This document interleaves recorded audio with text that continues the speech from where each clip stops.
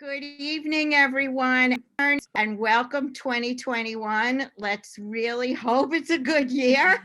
And I said to Janet prior, I said, I'm going to pretend today is not 2021. I'm going to pretend it's 2020 because I want a good year for 2021. So anyway, we're so glad to be here and so glad we're all here together enjoying camaraderie and friendship on Zoom. Zoom is amazing, and it's so exciting to have Arthur Hayward joining us all the way from Paris. Arthur is one of our scholarship members, junior scholarships, and thanks to Neil Slaughter, who is here now, Arthur is doing an internship in Paris. Arthur, if I'm using the wrong terms, you'll have to correct me. So we're really glad, and we asked him to show up tonight on Zoom to give us an update to say how he's doing. We're also so happy to have Lee Vasu here. He's the owner of the Dacia Gallery, and special thanks to Stella for making it happen. Stella in the past was an intern in Lee's gallery, and that's the connection. So thank you for connecting us all to Lee. I personally used to work on the Lower East Side, which is where his gallery is, and I'm really interested in getting insight from Lee as to how the neighborhood changed and how he really was so successful and survived through the pandemic when many of his neighboring galleries did not. Okay, my name is Janet Brignola-Tov, and I'm the chairwoman of the Junior Scholarship Committee. I want to thank you all for coming, and I also want to acknowledge what happened today. I would like to take a minute to acknowledge the events at the Capitol. Let's all say a prayer for a peaceful transition to President-elect Biden and a safe return to their homes of our elected officials, our law enforcement, and the government workers. God bless America. Thank you. Arthur, are you there? I'm here. Thank you. Arthur Hayward is one of our shining stars. And Neil Slaughter. Neil, how did this come about? Really quick. Well, before I ever even knew Arthur was a member of the Salmagundi Club or as a junior member, I had seen his work because I was on the Fulbright Foundation Committee to review candidates applying for grants. And he made it into the finalists phase, and I can't remember all the circumstances. Arthur can help me out on that, but I voted strongly for him, and I didn't even know who he was. And then just a few weeks later, I meet him at the club, and as we're chatting and I see his work, I realize this is the same guy that I had voted for a few weeks before at this big meeting. And at that point, you wanted to go, where did you want to go on your Fulbright? Oh, to the same place that I am at now. That's what I thought. So then I helped Arthur out by writing him a letter of recommendation, since the Fulbright didn't exactly materialize. This did. So I'll let Arthur take it from there. Thanks to the Harriet Hill Woolley Scholarship at Fondation des États-Unis in Paris. Since October, I've been developing murals with students at Lycée Paul B, depicting diverse students' reading and the books that have excited them. Students selected designs from the books that they noted as their favorites. The most popular 3 designs were for Le Chevalier d'Emeraude, Chronicles of Narnia, and Star Wars. Students posed for the characters. The idea is to show students looking into the world of stories. The preliminary drawings are completed. I'm transferring them onto 5 by 5 foot canvases and doing the underpaintings now. The finished paintings will be displayed at the school in May and at Fondation des États-Unis in June 2021. I will stay in touch with updates as the project develops. I would encourage other artists to apply to similar opportunities. Take care. Thank you, Arthur. Thank you so much, Arthur. Thank you. Congratulations. Absolutely. Thank you. I'm going to stop the share screen. Please stay in touch. Hello, and thank you for the opportunity to share and the support. Sure. Good. So, Stella, maybe since you know Lee the best, you could give a brief bio on him and an introduction, and then Charity could take it away with the questions. Excited to introduce Lee Vasu as the guest for tonight. As we mentioned, Lee is the owner and founder of the Lower East Side's Dacia Gallery. It's a gallery that's long had close ties to Salmagundi. A lot of members show there. Lee was born in Romania and came to the US as a child. He holds a master's in arts administration and museum science. And he has curated nationally and internationally, as well as being a practicing fine artist. He started Dacia Gallery in 2010, and I think he's going to tell us a lot more about the back history of that. So Lee, over to you. Thank you, guys. First of all, I want to thank everybody at the Salmagundi Club for inviting me, and Stella, of course. And, you know, also, I do want to acknowledge today's events in Washington, D.C., because I think we're all glued to our TVs until this moment. And I'm very happy that everybody did join us. You know, most people joined us tonight, despite it. And I wish everybody a happy New Year's. And I hope it will be a really great year for all of us around the whole world, from Paris to New York to wherever we're all at. And, you know, feel free to ask any questions. It's not a problem, because sometimes if we go through stuff, you forget or whatever. So just, it's okay. It's not a problem. I'll be more than happy to answer your questions. Sorry. Okay, so should I go into the gallery, or what would you guys like me to do? Oh, Charity, you're muted. You're mute. I'm sorry, what? Yep, I see that. I think like giving us maybe a little more of the back history of Dacia Gallery would be great. Okay, so first of all, I moved to New York in 2008. And when I moved here, I had just got my master's degree in art administration and museum science. And I ended up getting a job at the Educational Alliance Art School down on East Broadway. I became the director there for the art school, for the YAP program and everything. So we had like, I hired 34 teachers. So we had many different studios, from painting to sculpture to black and white photography, you name it. So it was actually a really nice introduction to the New York art world, because I was meeting a lot of really great teaching artists who I ended up showing in my gallery later on in the years. And also I was meeting a lot of artists who ended up becoming, you know, well-known artists around New York at the time. So it was a good fit for me as an artist and as a future curator to run that art school. I think we had about 250 to 300 students a week that attended that school at the time. So it was quite nice. And then about almost 2 years later, I decided to open up my own art gallery in New York City. And I opened a place on Stanton Street. And I've been there ever since. And the reason I decided to open up the gallery at the time was that I felt that as an artist, I wanted to be able to do more than just, be in a group show here and there or a solo show here and there. I wanted to be a little bit more involved. And I was also interested in exhibiting other artists and just making, showing great art. I am very much into figurative art, realism, representational work, I suppose. And to me, it was very important to just have a gallery that mainly showed representational work. Artists like Patricia Watwood, for example, she shows with us. Arturo, who is also a member at the club, and I believe he's on here too.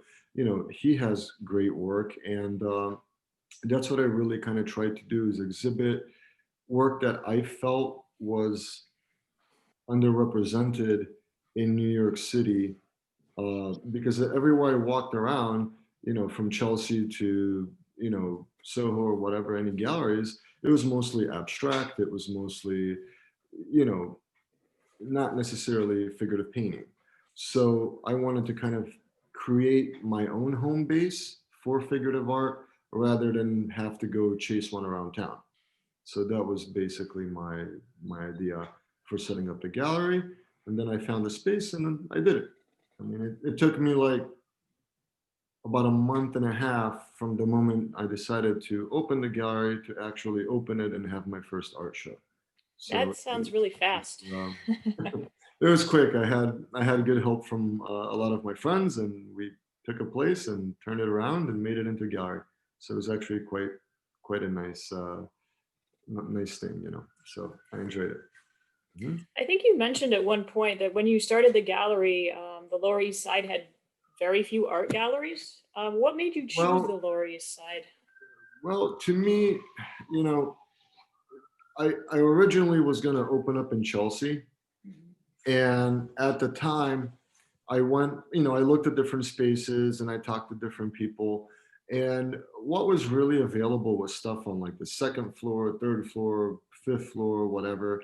And then you had like a little tiny sign on the door, like Dacia Gallery. And there was like, 15 galleries in that building or 20 galleries. And I kind of thought about it from like a collector's point of view. When you're walking through there, like let's say you're, doing a art walk on a Thursday night there, I think it's tough because like if you saw like a little painting that you really liked and you wanted to go buy it, maybe you don't even remember what floor was that on, what gallery was that in, so I kind of figured that a storefront, like a little boutique store, would serve better for my potential clients rather than just being up on the fourth, fifth floor somewhere in Chelsea in some little gallery.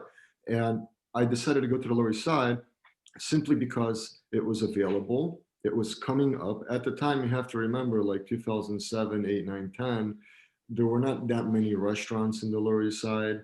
There were a few bars, as we all know, but it was more grungy a little bit. It was more artsy, and I like the vibe of the neighborhood. There were a lot of young people there. And when I opened the gallery, there were in total 9 art galleries in the Lower East Side. By the beginning of 2019, there were over 200 art galleries in the Lower East Side.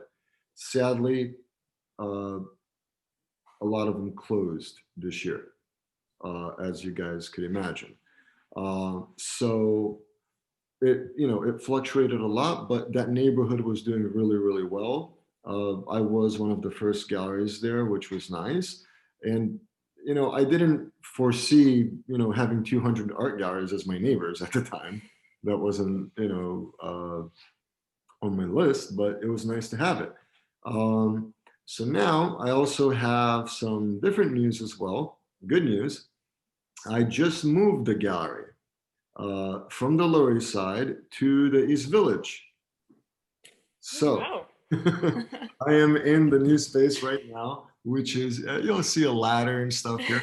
I am actually in the process of just repainting the place white and a little bit of cosmetic work to it. And I am very excited to be in a new space. I was in that same space in the Lower East Side for 10 years. And I think after 2020, everybody needs a change. And I've been going there this whole summer, like every day. I mean, even though we were closed and, I've been going there every day, and it's like, I couldn't even paint after a while anymore. It's like this, I think it got to me. And I'm actually happy. I found the place. It's literally 1 minute across the street from my house. And it's a beautiful space. And it's becoming really nice. I'm redoing it nice the way I want it to be. And we will be open back up in, I'm hoping, in about 2 weeks. So I'm pretty fast. You are very fast. So I just finished that at that place on the 31st, and then in the next 2 weeks I'll be done here. And we're gonna have a group exhibition just to begin the shows here. And then afterwards, we currently have an open call for women artists. I don't know if some of you noticed that or not. So we're going to host our annual women artist exhibition, which we've done for, I believe, quite the last few years. And I do want to thank Patricia Watwood, because we've been using an image of her paintings each year as the open call. So thank you, Patty. And of course, yes, Patty, you're in a show. So anyways, so that's where we're at right now. And we're in transition and in change. And I'm excited for 2021. What's the address of your new space? 621 East 11th Street. 621 East. Yeah, it's on 11th and B. 11th and B as in boy. Yes, B for boy, yeah. What do you think was key to surviving COVID, Lee, when so many galleries didn't? Well, I mean, the thing was this, even for me, it wasn't easy because even during COVID, we had a landlord that was not very, flexible, let's say. And it wasn't just me. There was another art gallery. You guys know my neighbor, Frosk and Portman Gallery. They also left as well. So both of our galleries are relocating. She's moving to East Broadway, and I moved to the East Village here. And the thing was, we were able to do it simply because we had the support of the artists, we had the support of our clients, and we were able to maintain through the lockdown. We were able to maintain afterwards, and also, to transition to a new space and do something different, which I'm very excited about. So a lot of galleries, unfortunately, they didn't have that help, and they didn't have, and it was a tough year for a lot of different businesses, including galleries, of course. And from a gallery standpoint, it's much harder to have an art gallery during a pandemic, or maintain one, or to continue one, or to expand, than anything else, simply because it's not a necessity, especially in a pandemic. So people were, back in April and May, people weren't thinking about buying art. They were buying food, grocery stores were empty. There was a line at Target down the street here all the way to Studiotown, So people had other priorities. But the nice thing that, I'll never forget was in September, we were able to open legally, open and to the public and everything. So that was nice by September. And in September, it happened to be our 10-year anniversary of the gallery. So I was very happy to have that show, because after 10 years, you should have a little celebration of doing something and celebrating the artists and their accomplishments. And during that reception, I was shocked because I wasn't really expecting, people to come, because it was really like the first art show, like public art show in New York. And I know how scared people were and all this stuff. I was worried. I was like, I was worried that nobody's going to come, first of all. And that night, Patricia was there, and a few different artists that, were here. And it was a spectacular show. Everybody, of course, wore a mask. We took turns going into the gallery, but it was a nice night, and everybody just stayed outside in front of the gallery. And we hung out there. We had, throughout the night, maybe a little over 100 some people that came to the show, which was more than I ever expected in the support from the local community, especially during these times. So, and the nice thing about it was that really people were happy to get out.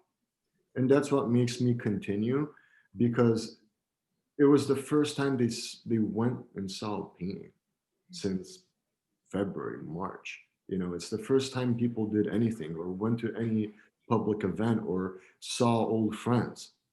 Like literally that night, everybody was, going crazy because, hey, I haven't seen you, So it was actually so nice for them as well. I felt like it wasn't just a gallery, but it was a community that we were created around us. And it made me feel good to just see so many happy people.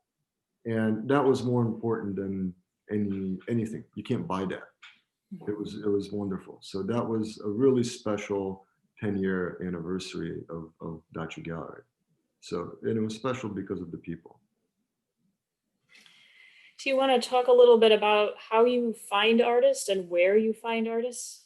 Well, sure. So I'll tell you a little story. So when I moved to New York, back then I used to have to take slides to galleries or CDs or different things and mail them and all this stuff, And I was going around town, like I would go to Chelsea with like a book bag full of, CDs, DVDs, whatever. And some people would want you to have like a couple small examples of your painting. So I'm like literally like carrying around paintings through Chelsea and whatever. Hey, show my art, And what was shocking to me as an artist at the time was you would walk around in different galleries in Chelsea, and the first sign you see when you open the door, like taped to it, was no artist portfolios, or basically it meant no artists, don't even come in here. So to me, I was like, what the heck? But isn't this your business? Shouldn't you have an open door policy towards artists, because they are your revenue as a business? Like, how could you basically have a big sign? No. And that to me, I guess it left an impression on me that I later would configure when I would have a gallery, that you should really be able to be open and have an open mind and see what's out there. You can't see what's out there if you put a sign on your front door basically saying, I don't want to see an artist, or I don't want to talk to an artist. So that really left a big mark on me.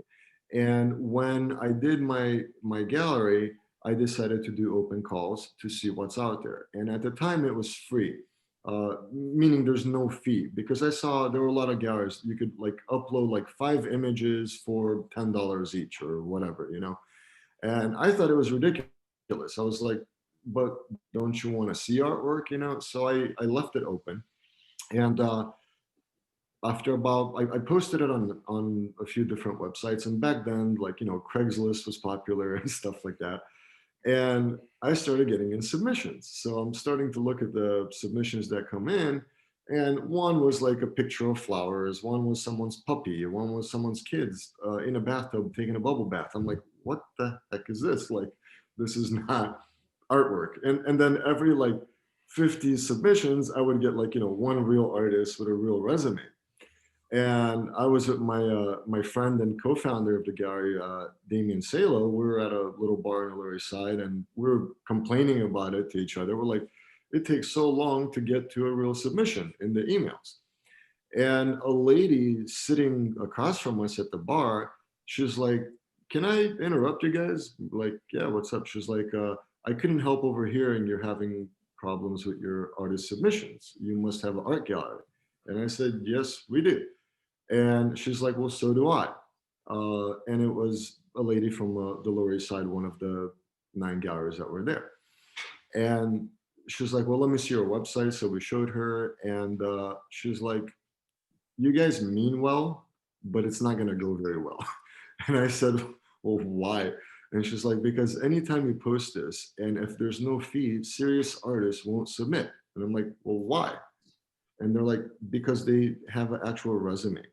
And I'm like, well, yeah, but that's why we want them to send in their stuff. And they're like, she's like, they're not going to do it. And you're going to get a lot of junk. And which we were. So she was like, put a $20 fee on there and you'll eliminate all the crazy stuff. And I said, okay. So we didn't even know how to use the PayPal to make the buttons and all the stuff at the time. And we got it figured out. And then sure enough, she told us to post on the New York Foundation for the Arts, like an open call on there.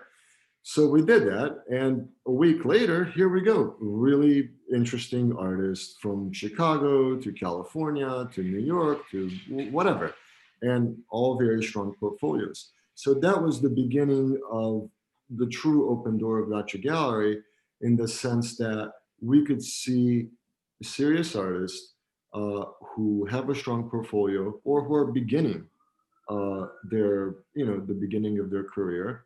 But we're very lucky that we're able to have really strong submissions from the beginning.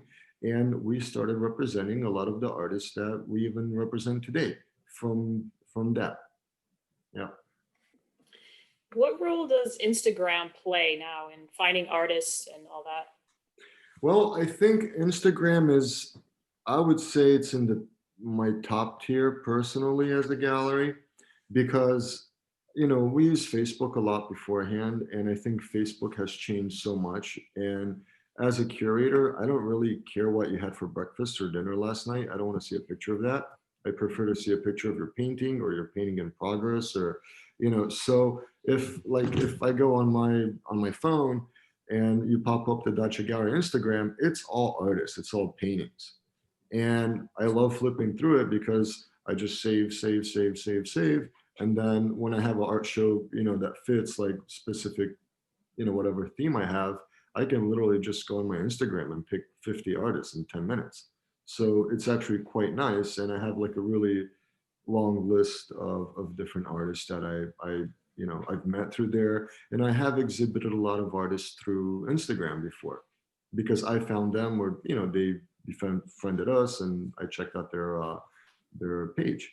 So I think Instagram is really the most powerful tool as an artist, because you can get more attention for what you really do, rather than, you know, who you are, blah, blah, blah. Who cares? It's like, show me your painting, you know, so that's what I'm interested in.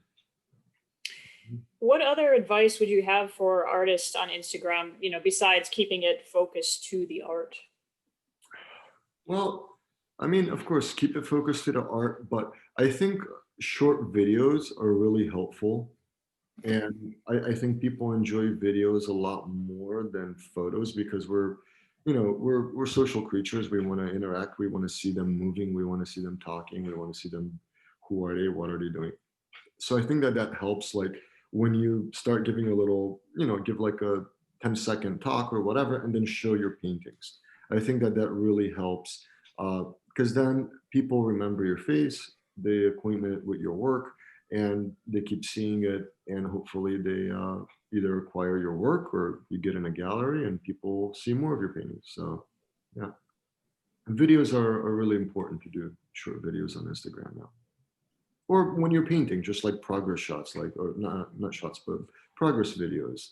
You know, Patricia Watwood's very good at doing doing these little things. So look at her Instagram. What do you think of platforms like Saatchi Art, online art selling platforms? I think they're good and they have their benefit, but I also think that they're kind of preying on galleries and artists to a certain extent, because they've become very expensive. So it doesn't really cost anything to create an account on these things, and they charge a lot of money to do it. I think, you know, as a platform, it's very good in the respect that if you're selling a lot, I have a lot of artists who have work on there, and, you know, like once a year or twice a year, okay, I sold a painting on there. That's great, but how much did it cost? You know, monthly fees to get that painting sold, and then they keep a fee. So it's a give and take. Some artists are very lucky and they sell a lot, so you can't really judge it in that respect. So it depends on you, the views you get on there, and also luck, I suppose. I don't know. What else? Okay, I think we might actually turn it over to Q&A, so we give people Please. a lot of chance to ask questions. So Stella, do you want to start us off with Sure. some chat box questions? Okay, so people please start putting it in. So I do have quite a few questions. A couple of them are from myself. I want to circle back to Instagram. What would you recommend is the etiquette for Instagram outreach? Let's say for artists wanting to, you know, reach out to a certain galleries that responded to one of their posts. Like, how should we go about doing that? Well, that goes not just to Instagram, but in general. If, like, let's say if a gallery keeps giving you likes on your paintings, Yeah. you should go stop by that gallery if you can. I mean, if it's not in California and you can't walk there right now. In person. Okay, if you can, what I recommend, like, let's say you're in Bushwick and the gallery from Chelsea keeps liking your work. Right. Go visit them. Okay, so I recommend, here's the main thing about approaching galleries. Let's just talk about this in general, like how to approach a gallery as an artist today. I think what they prefer, if the ones that do have an open call, some of them do not, they don't want to see portfolios, forget it. Okay, that's their thing. They have their 8 to 10 artists that they represent, and that's all they show, and case closed. But the ones that do, research or go to the New York Foundation for the Arts, go to Chicago Artist Resources, and there's just countless and countless websites, that you can see who has open calls for what. So let's say you found a gallery that you think your work fits, but genuinely fits in there. If this gallery only shows abstract art and you're doing, portrait paintings, leave them alone. They're not going to show your portrait painting. But artists still insist. Like even me, I had, like, let's say I set up an open call for portraits, and people go to my website and then they submit landscape paintings. I'm like, it's not a portrait. Like, there's not even a human in the landscape. So it's like, read what it says in big bold letters. A lot of times as artists, it's just like, oh, submission, cool, boom. No, read the text. Right. So what I recommend is find a gallery that your work genuinely would fit among with their artists. And then if you can, go to their openings. When you go to their openings, just keep in mind, it's not about you when you go there. It's about the artists on the wall. It's about who they're representing. If you're going to someone's solo show and you want to talk to the gallerist about your artwork, it's really insulting to the artist who's being shown on the wall at the time. Right. Because you're there to support that artist, and you would hope they come to support you when you have your solo show. So don't bombard the gallerist that night about your work, or here's my phone, here's my iPad, check out my paintings. That's not what you're there for. You're there to meet them, talk to them. They're going to know you're an artist before you even say, hi, I'm an artist. They're going to know you're an artist. Okay, so don't be surprised, okay? Also, what I recommend doing is, if, let's say, you can befriend that person, okay, at an opening, go again. And if you can't, ask them, hey, can I have a coffee with you tomorrow? Or when are you free this weekend? Or can I bring you a coffee at the gallery if you can't leave? I'd like to just pick your brain a little bit. They know you're an artist, okay? So I think if you go meet them and, shake someone's hand and set up a face-to-face, it's better than writing a gallery, dear Mr. or Mrs. or dear Madame and Sir, okay? Never do that. Research who the person is in charge and write, dear Michael, dear David, dear Michelle, always do that. Never just, generalize things. I think a lot of them get deleted. I'll go into that in a second. So then once you're able to set up a rapport with these people and they know who you are, then you can talk about your work when you're alone with them privately. Okay. That's what I highly recommend.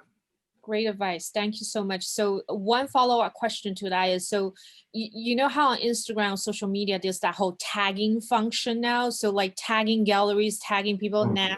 It's so annoying. No, I get tagged all the time by artists that, it has nothing to do with nothing. Let's put it that way. And Okay. if I look at my thing, it's like you're tagged in 30 posts, like in the last 5 minutes. Wow. And then Okay. just like looking at, you're like, for what? Because Got it it. has nothing to do with my gallery.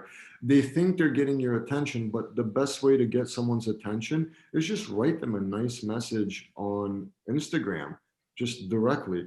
Dear Stella Chang Gallery, I really like the work you're showing. Okay. Please take a look at my art if you have time, because I think it might be a good fit with your gallery. Thank you for your time. Sincerely, Lee Vasu. That's it. Simple. Got it. I would rather do that than keep tagging a gallery. I think it's just annoying. It's like if I tag you in like semi-truck videos all the time. People like that. It's like, you don't. Right. I hope everyone's taking note of this, because even I tag way too many, which I should stop right now. But thank you so much for sharing. Don't tag galleries. Write them. Okay. Unless you're in the gallery and you're having a show, yes, tag the gallery, please. Okay. I'm gonna make these two questions into one. The first part is, what do you look for in a young artist or just any artist who's starting out? Second of all, what would you say is the biggest mistake a young artist makes as they launch their gallery career? Oh gosh, okay. So I know you have stories. yeah, but it's not about stories. It's about really sincere reality. What you look for is really the work. I don't look at an artist like a young artist per se. Okay, I look at someone with potential or without potential. So it's very simple. Look at Paul Gauguin. He didn't start painting until he was damn near 40. So look at him, and he made it. So you can't look at the age of an artist. That's not, it's really, it depends on the artist. Look at Arturo. Okay, he's a member at the Salmagundi Club. He's a young artist, and he's a very good painter. So when I first saw his work a few years ago, and I met him, he was still in school, he was struggling, and he was doing this and doing that, but he had potential and he had really great work even at the time. So I put him in a show automatically. It had nothing to do with who he was, how young he was. I saw that the artwork could possibly progress. In fact, he was just in the holiday show, the last show we did at the former place. So he was in that show. So to me, when I see someone that has a good hand and a good head on their shoulders, that they're serious about their work and that they work hard. So what I look for is really someone who works hard at what they're doing. Okay, because art takes a long time to perfect. And look at Noah Buchanan. Does anybody know his work? The California artist Noah Buchanan. Okay, Patty's clapping. I see you, Patty. Okay, so Noah Buchanan, he is one of my favorite artists personally because I like the genre of his work and what he's doing. But I like his painting technique because he really went in and studied Caravaggio and the great masters to such an extent that, from my point of view, he has now become a great master. Okay, and he's a young guy. He's not an old guy, but he's really doing spectacular work. And another really young artist, and he is young, Alex Venezia, he's doing amazing work. When I first showed his work about 7 years ago, he was a kid. Like he was just like struggling and he was submitting. And the first time he didn't even get in the show. The second time I'm like, the kid's got something, put him in. And now he's doing spectacular, So now he's on a cover of magazines, he's in everything from Fine Art Connoisseur, International Artist Magazine, you name it. And, but I saw him, or like Leah Yerpe, she's doing great work. She submitted her work to my gallery, I don't know, like 8 years ago. And I gave her a solo show and like nobody came. And then her next solo show, we sold everything. Oh, It's just wow. like, but you have to believe in someone and you have to work with them. And like Patricia, for example, she's had, I actually lost count. I don't know how many solo shows Patty's had at our gallery, but she's done a lot, and she's done a lot of group shows. Yep. And she's done so much with us throughout the years, and Janet Cook and Daniel Maidman and Max Ginsberg. And Max is a member at Salmagundi as well. And, there's just a lot of different ways you can work with people as a gallery, but you have to connect with each other as a gallery to the artist. You have to have the same vision and the same path and believe in the same thing. Like, you have to remember as a gallerist, you have to have the support and the encouragement and love from your artists to continue to do what you're doing. And I'm very lucky because, there's times like I talk to Patricia and I'm like, what the heck are we doing? And she's like, Lee, keep it up, time. And she's very supportive. And a lot of our artists are really, that's what I'm lucky. Like we're building like our own little family together. And Right. it's nice to have that. So that's how I pick artists. Who do I want in my family? Sounds good. Does And that make sense? yes, that makes total sense. A quick thing is that what would you say is the biggest mistake artists made that you felt like you had to let us know so we don't do that anymore? Well, I mean, look, there isn't like one thing that we do that we just blow up our universe, okay? Right, It's right. it's not that simple. I think the biggest mistake is not having the courage to try, Mm, okay? Because a lot of times there's a lot of really great artists, but they're very shy or introverted or different things, or whatever. You're just not a people person generally, and you don't like openings and jam-packed galleries with people spilling wine on you. Okay, so there's different types of people, but sometimes a lot of people have a lot of talent, and they have to just try. You have to put yourself out there, unless you have a Facebook account and Instagram and you go to openings. I think one big mistake that artists make is staying home, mm, okay? And especially on Thursday nights when there's openings. Uh, Go to the Salmagundi Club, go to openings, go to galleries, go to different art shows, go to museums, go check out what's out there, because that also influences your art. right, You right. have to know what era you live in. And I was looking at Arthur's work that he showed earlier, and I'm very happy to see, he got to go to Paris and to go there and paint and to do something like that, which is a big deal for most artists. I was also very fortunate, like Arthur, to be able to go to Paris and paint and go to Europe and Germany. And I was actually in Normandy for a long time painting. So doing that is it's a big deal, because it makes you into who you're going to be in the future, having that experience as a young artist. And I think if I'd have to say what's one of the biggest mistakes young artists make is not participating in things like what Arthur's doing, or not even applying for them because they think they don't stand a chance. I think you do stand a chance, and just have the courage to go and do it. And if you fail, do it again, okay, until you get into the place where you're supposed to go to. That's how I feel. Yeah. All right, people, I hope you guys are all taking notes right now. So the next question is actually from Arthur himself.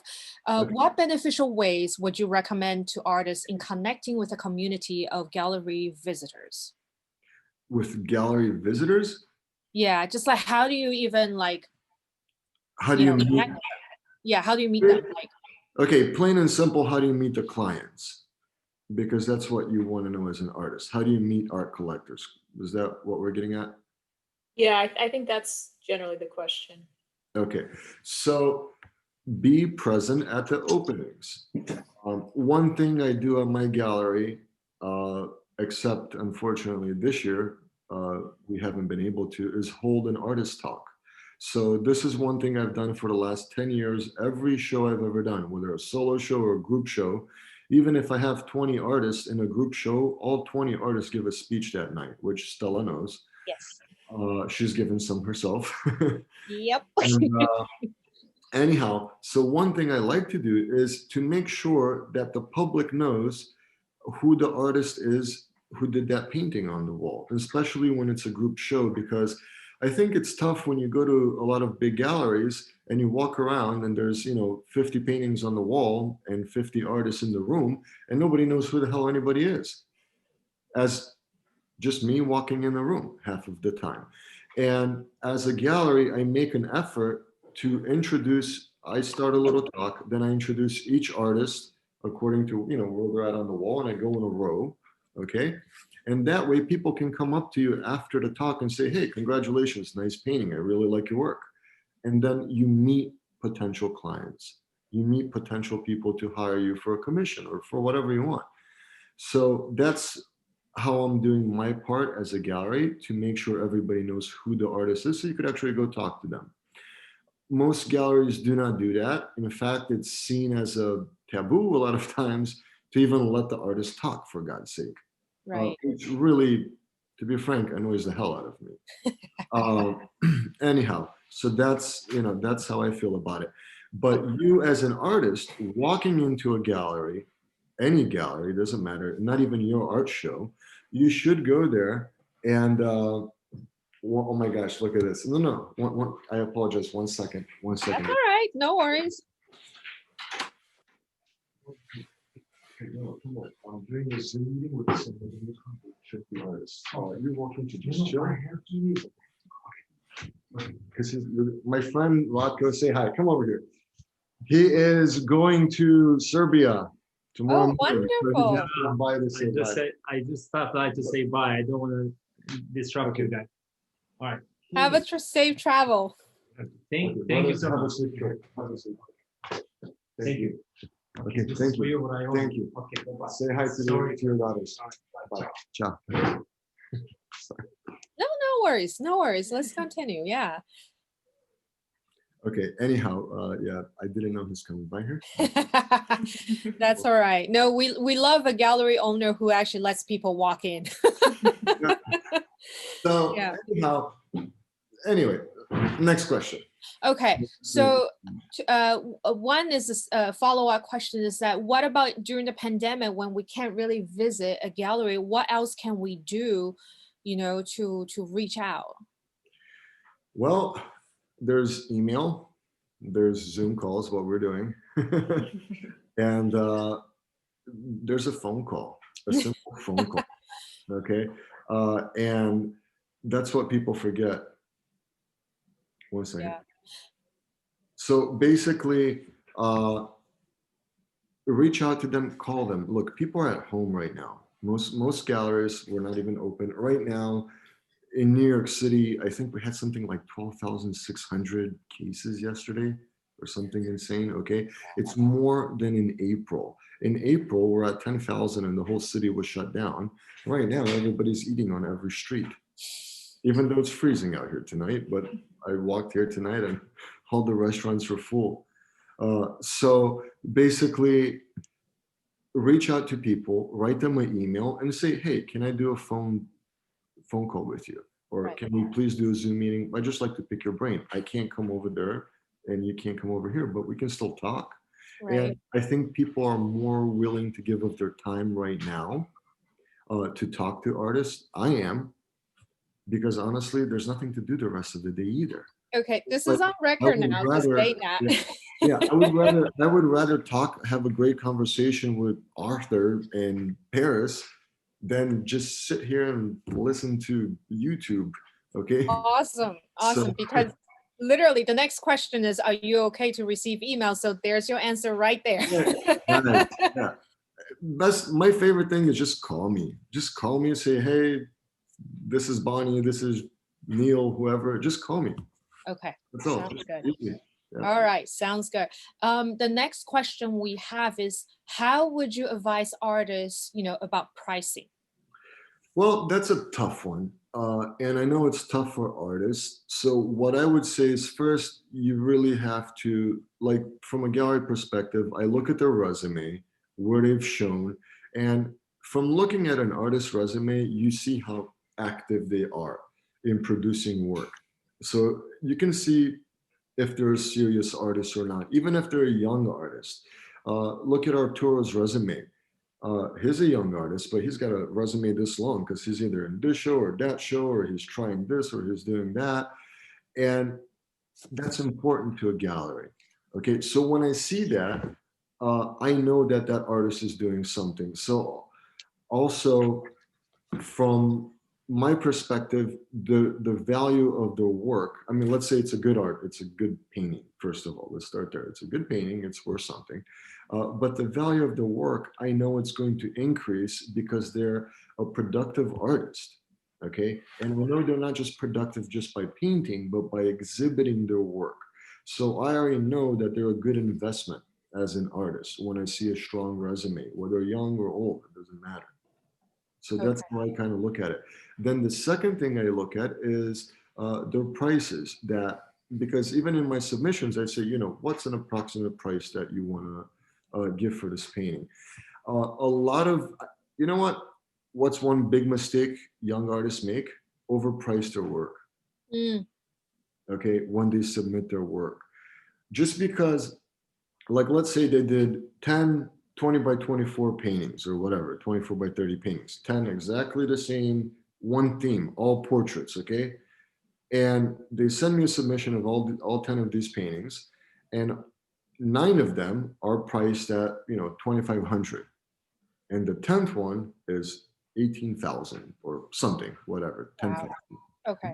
But there's no difference to me visually speaking as an artist. Like, why is that one worth more or less?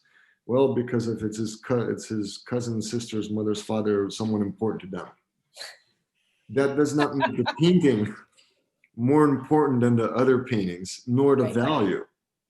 Does that make sense? So one really big mistake is not knowing how to price your work, because we have an emotional attachment to our paintings because we made them. Or, I painted this back in April when it was, Armageddon in New York City. It means so much historically to me and personally that this is a very valuable painting. That's wrong. It's not true. Okay. So we have to remember that as soon as we're done with our painting and it's hanging on the wall and it's framed, our job as an artist is over. It is complete. Our job now is to represent that work and find it a good home so it may be preserved. Okay. Do you actually work with artists to figure out their pricing? Yes, I do. Yes.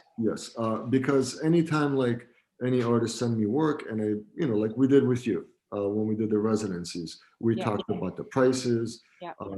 And you also have to know, as a gallery, you have to know your collector base. You have to know what's reasonable to put a painting for, and what's not reasonable. I mean, I could put a painting for $50,000 as much as I want. It doesn't mean someone's going to buy it. Right. Or whatever price I want to put on it. But if I put it for, 4,000 or 5,000, if that was the true price of the work, then yeah, someone might buy it. And I found it a good home. But you cannot be unreasonable. Does that make sense? Makes total sense. And it's hard. And I know it's hard for artists to part with specific pieces that we do. I'm an artist too. There's pieces I won't give away for anything because it means something so strongly to me. So then don't put it in a show. If it means that much, don't sell it. Okay. In most galleries, you have to remember, they cannot exhibit work if they can't sell it. It's not a museum. You're wasting their valuable wall space that they're paying rent for, and you're telling them, well, you can only look at it. Does that make sense? Mm-hmm. You can't. It's like a Louis Vuitton bag. Here it is, but you can't buy it. Okay. Yeah, that's the Thanks for perfect showing me, analogy. but so you have to be reasonable. Yeah. Makes sense, yeah. So last 2 questions. Question number 1 is actually my own question as well as Tatiana. So we both do 3D printed sculptures. Would you actually consider that medium 3D printing, for figurative sculptures?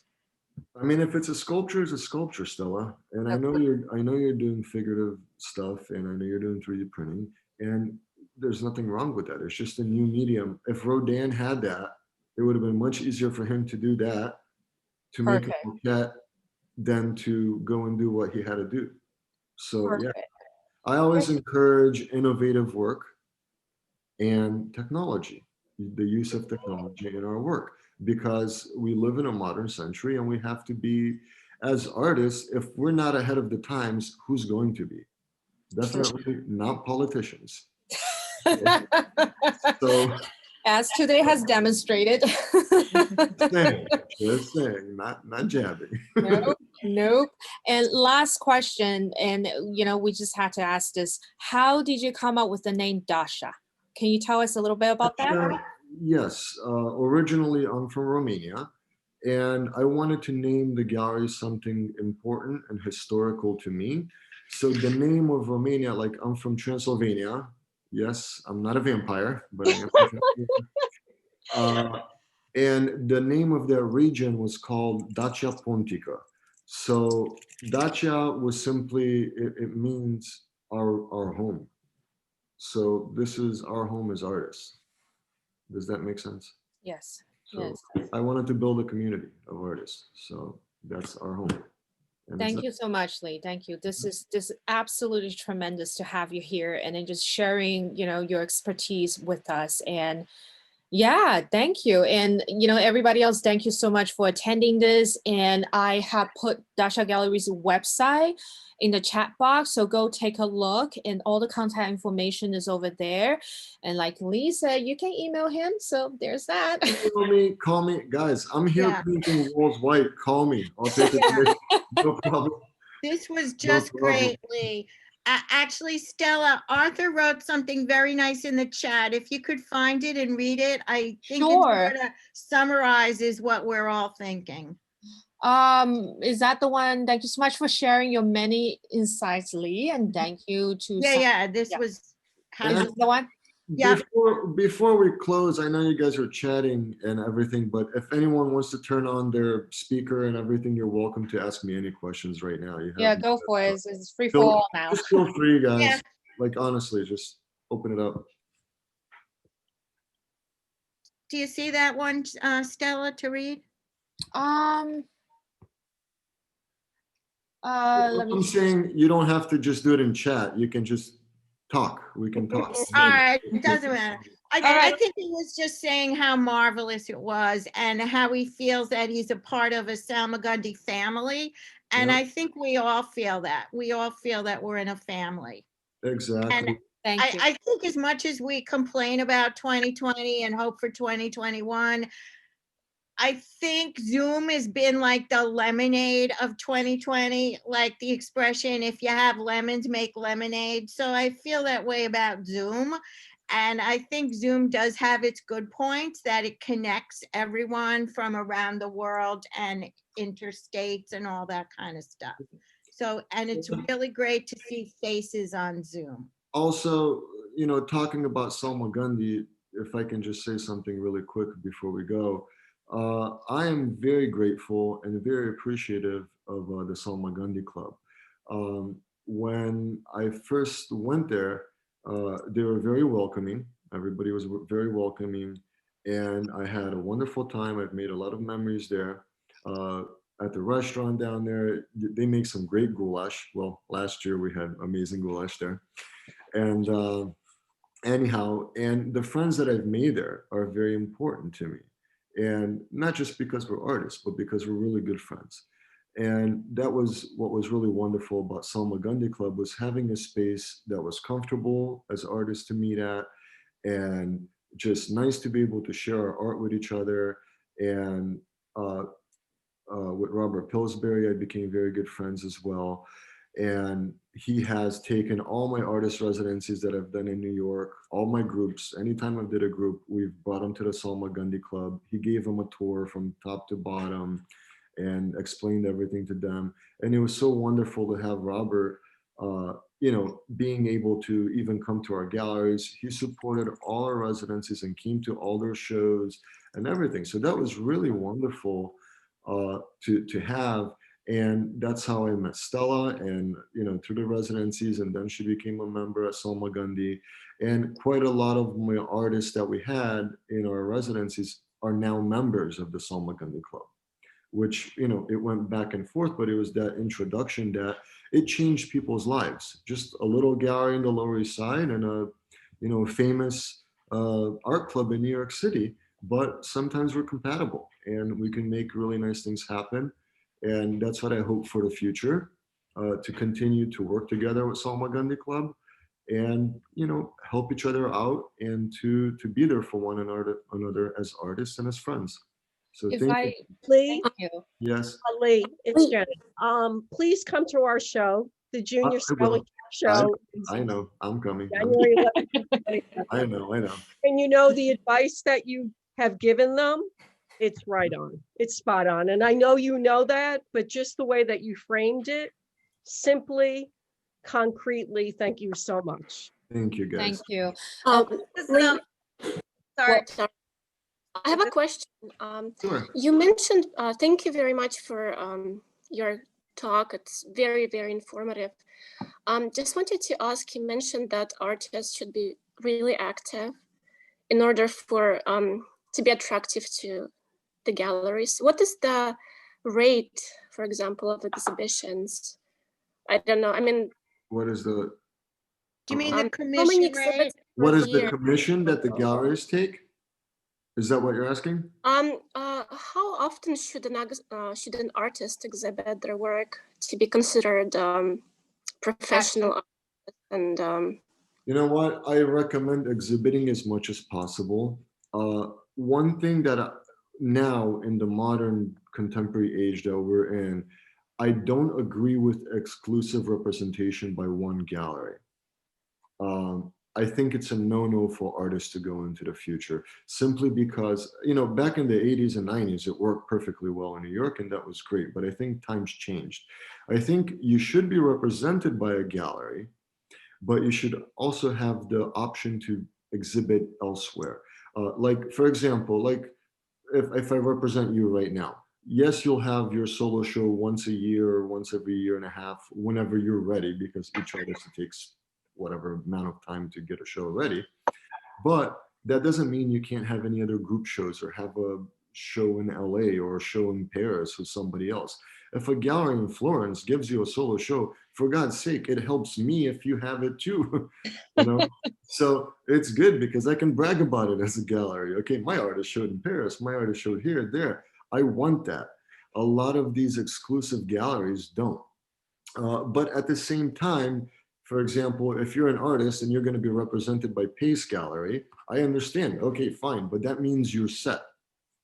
Okay, or Gagosian Gallery, great if they're the exclusive represent. But if not, if it's some little gallery from Boston saying they're going to represent you exclusively, please don't sign a contract. That's idiotic, to put it simple. Like you don't want to be tied down to something that you can't get out of for 2, 3, 5 years. Okay, you want to exhibit as much as possible. So there's no such thing as too many exhibitions. Okay. thank you very much. I'm sorry. I have another question. I'm a sculptor, and I was wondering, what is the best size for sculptures? For How big are your sculptures, first of all? they're not large. They're I'm a little bit at crossroads. Well, there's no such thing as too large either, because it depends what you're doing and what you're intending to show and where you want to exhibit it. I mean, in my gallery, it's tough to show big sculptures. Okay, I don't have a big space like that. But I could show little sculptures. But also, if you as an artist, you're inspired to create the next David, don't let me stop you. Okay? I guess the question was, don't let anyone tell you what to do when it comes to making your art. How big, how small, how bright the colors. No, you have to be your own master. I guess the question was, if I were to support myself as a sculptor, yeah. I guess it's what do clients prefer? Do they prefer? I think, I mean, given the fact that we live in New York, most of our clients in New York have small apartments. That's why they're in New York. Okay, so you have to keep it reasonable for the setting. But if we're in California, hell, I'd say make the biggest sculpture you could. Okay, but in New York, please don't. Thank you very much. Yeah. Any other questions? I don't have a question, but I just want to say hey to Lee. And Okay. one of the things I work with a number of different galleries. And one of the things that is special to me about Dacia is that it really does have a different ethos and a different vibe because of Lee's focus on community and the way he does the artist talks, and the way also, because he himself is an artist, even just the way he answered that question, like he wasn't thinking about like, well, what can I sell the most of? He was thinking about what is going to make the greatest art. So I guess I think it's special. And I think that actually in future, I've been thinking about this a lot as an artist. I think old models of galleries are collapsing and changing.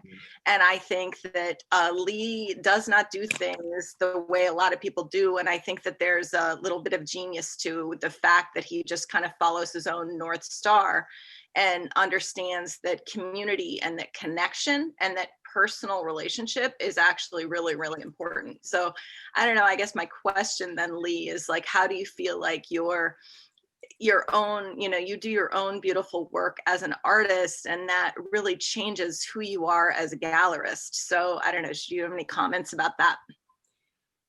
Well, I think a lot of times I don't look at myself as a gallerist. Right.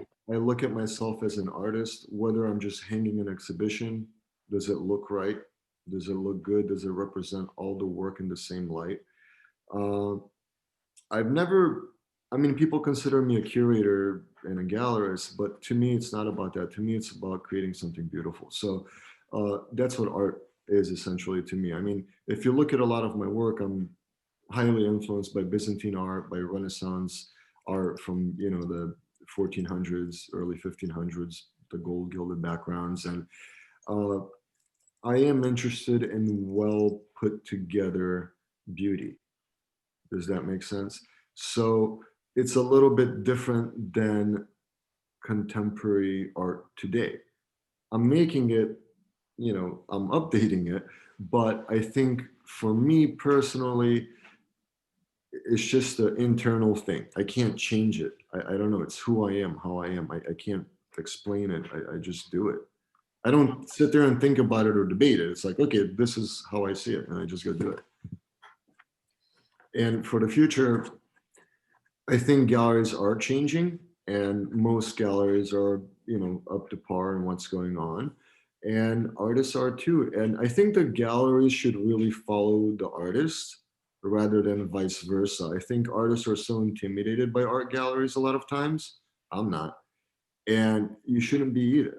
You should be dictating, because you're the creators of the work. So if you're the creator, why is the guy showing your work more important than you, the creator? They're not. And this is what I mean by being able to just go and approach these galleries. Just have the guts, go talk to them. They should be happy to talk to you. Look at it that way. Okay? So don't be shy.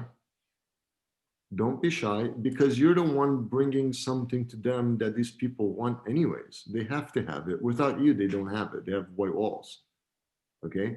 So you are more important than the gallery as an artist. And then look at all the artists on my screen here. All the work that you guys are doing. Think of every painting put together you guys have made this year, just in 2020. Okay? If I put every one of you guys, if I could have an art show with all your paintings and every drawing you've made this year, it would be a spectacular museum show. I just don't have the space to do it. And that's the problem. But I see it. I could do it. That's why I do sometimes, I don't know if, Stella knows, sometimes I rent big spaces and I do like 3-day exhibits with, 60, 80 artists in there, just simply because I need the big venue to do it. And sometimes I do these big pop-ups just to show these artists, to show the work that I want to show overall. So it varies. But I do make that effort. Cool. Yeah. We have one more question. What are your gallery hours now? Well, right now there's no hours. I have to finish the renovation. I'm really hoping to be done here with everything within the next week or two. Okay. And then once I put up the first show, because I want to install the exhibit before. That's why I never announced it on the website yet that we have a new space. Just simply because I don't want people, because the last show was over, so it's done.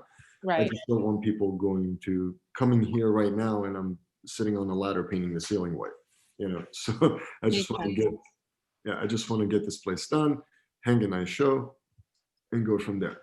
Yeah. And But the usual gallery art hours are just the standard New York ones, Wednesday through Sunday, noon to 6. But now it's 5. A lot of things changed this year, so it's kind of weird. Some galleries are not open during the week. Some are only open weekends. It's just, for me, it's going to be just normal. I live down the street. I'll be here every day. you're welcome to come in and just talk and look at paintings. Yeah. Wonderful. I know we're running way out of time, but I feel like we should end on you just sharing with us a little bit about your residencies, because I myself benefited from it as an artist. I learned different techniques. I took the iconoclast workshop with you. So I feel like this is something the artist should know that you do. Yeah, so I do I do different residencies, like typical residencies of what you would think of, but I do them the way from an artist's point of view as well. I have a teacher that's there the whole time, not, comes in once a day or for an hour and pats you on the back or says, okay, that's terrible, I'll see you next week. Go fix it.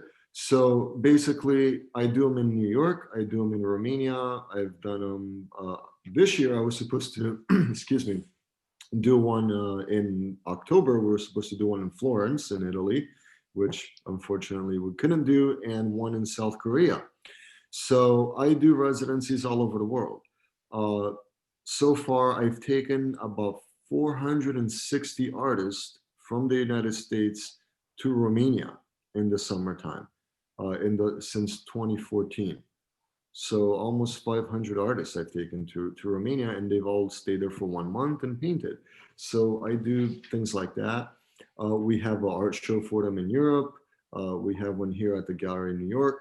Also, I teach my own workshops on Byzantine art and gilding gold. So if anyone wants to learn how to gild gold, and I mean the real way, like in the Renaissance. So I teach gold gilding, I teach tempera painting. So, we mix our paints, we grind them ourselves, we do everything from scratch. The only modern tools we use are sandpaper, like literally everything else is old school stuff. All my paints I use and everything I do is literally, like, if I want blue, I get a blue stone, I beat it, I crush it, I put it in a coffee grinder, and then I grind it again, and then I paint. So yeah. I'm very old school when it comes to painting. So I like natural materials. Yeah. All right. Thank you so much. Thank you. Thank you, Lee. Thank you. And I hope to see you guys at the new space here coming up, hopefully at the end of the month. Okay. All right. Sounds good. And feel free to All call, email, no problem, guys. And thank you. Thank you, Stella. Thank you, Bonnie. Thank you. Thank you, Janet. Thank you. All right. Thank you. Bye, everybody. Thank you Bye. so much for coming. Thank you. Thank you, guys. Bye bye. Thank you, Lee. Thank you, guys. Take care. Thank you, Lee. Yeah. Good night.